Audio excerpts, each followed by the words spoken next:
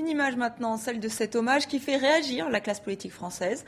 Nicolas Sarkozy s'est rendu à Don Rémy-la-Pucelle. Le président français a visité la maison où est née Jeanne d'Arc, figure historique française. On célèbre cette année les 600 ans de sa naissance, d'où la présence du président français. Seulement voilà, Jeanne d'Arc est aussi devenue l'égérie du Front National. Et comme nous sommes en période électorale, cela pose quelques questions.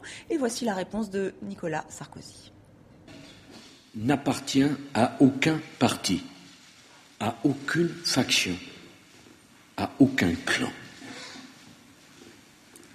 Jeanne, c'est la France, dans ce que la France a de plus singulier et dans ce que la France a de plus universel, car Jeanne est sans doute la Française la plus connue, la plus respectée, la plus aimée dans le monde entier.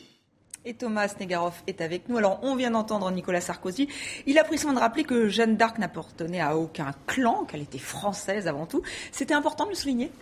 Oui, même si je pense que Mireille Mathieu est peut-être aussi connue peut-être dans le monde. Alors, par rapport à Jeanne d'Arc. Pas la même coupe. Alors oui, c'est important parce que, en effet, comme il l'a rappelé, comme le président de la République l'a rappelé, la figure de Jeanne d'Arc a appartenu à un clan, effectivement, puisque, en gros, depuis quelques années, Jeanne d'Arc a été, entre guillemets, confisquée par l'extrême droite française qui, chaque année, le 1er mai, célèbre, alors qu'à côté, il y a un défilé pour le fête du travail, célèbre Jeanne d'Arc. Alors, cette figure de l'extrême droite, des nationalistes, finalement, de droite, elle a été, depuis un moment, utilisée politiquement. Ça a commencé, en fait, à la fin du 19e siècle, lors de l'affaire Dreyfus, où Jeanne d'Arc apparaît comme une figure vraiment terrienne. Vous savez, Pétain dira la terre ne ment pas, terrienne. Elle est une Française de sang gaulois. Elle défend un territoire d'invasion étrangère. Elle agit, elle est simple, mais elle agit par un idéal. Elle est donc contre le matérialisme de l'époque. Bref, c'est une figure qui ressemble beaucoup, en tout cas utilisée ainsi, par la France des nationalistes de la fin du 19e siècle et réactivée depuis une vingtaine d'années par l'extrême droite et Front National en France. Mais est-ce que Jeanne d'Arc a été récupérée par d'autres courants ? Alors, d'abord, sachez que Jeanne d'Arc, au XVIe, au XVIIe et une partie du XVIIIe siècle, personne ne s'y intéresse véritablement. C'est l'Église, mémoire catholique, qui va bien sûr voir en Jeanne celle qui entend des voix de Sainte Catherine, de Sainte Marguerite, de l'archange Saint-Michel. Ces voix, forcément, la place dans le camp chrétien, elle est guidée par un idéal, par une foi chrétienne. Et donc, l'apogée de ce mouvement, ça va être 1920, quand Jeanne d'Arc devient sainte, canonisée par l'Église. Mais au XIXe siècle, les Républicains, et Jules Michelet en 1841, le grand historien Jules Michelet, va en faire une figure républicaine. Cette fois-ci, c'est plus la figure divinisée, la figure guidée par la foi, mais celle qui incarne le peuple, incarne la France. À cet égard, Michelet écrit dans son livre, pour la première fois, elle, la France, mais aussi Jeanne d'Arc, est aimée comme une personne.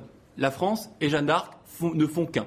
Et je crois que dans le discours de Nicolas Sarkozy d'aujourd'hui, il y a beaucoup d'échos à ces mots, je crois, de Jules Michelet. Alors, 3 mémoires. Une mémoire nationaliste, je l'ai dit, une mémoire républicaine, une mémoire catholique. Difficile dans ces conditions, je crois, de faire cohabiter tout cela. Et c'est ce que Nicolas Sarkozy a voulu faire aujourd'hui ? Oui, un travail de funambule. J'aimerais citer un extrait, pas celui qu'on a entendu tout à l'heure, de Nicolas Sarkozy qui dit « Ces voix, celles qu'entendait Jeanne d'Arc, s'adressaient-elles à l'âme de la chrétienne ou bien venaient-elles directement du cœur de la petite Française ?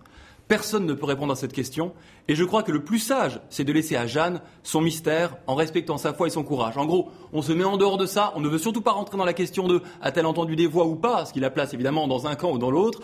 Et Nicolas Sarkozy a pris soin de rester en dehors de cela, je crois que c'est en effet plus sage.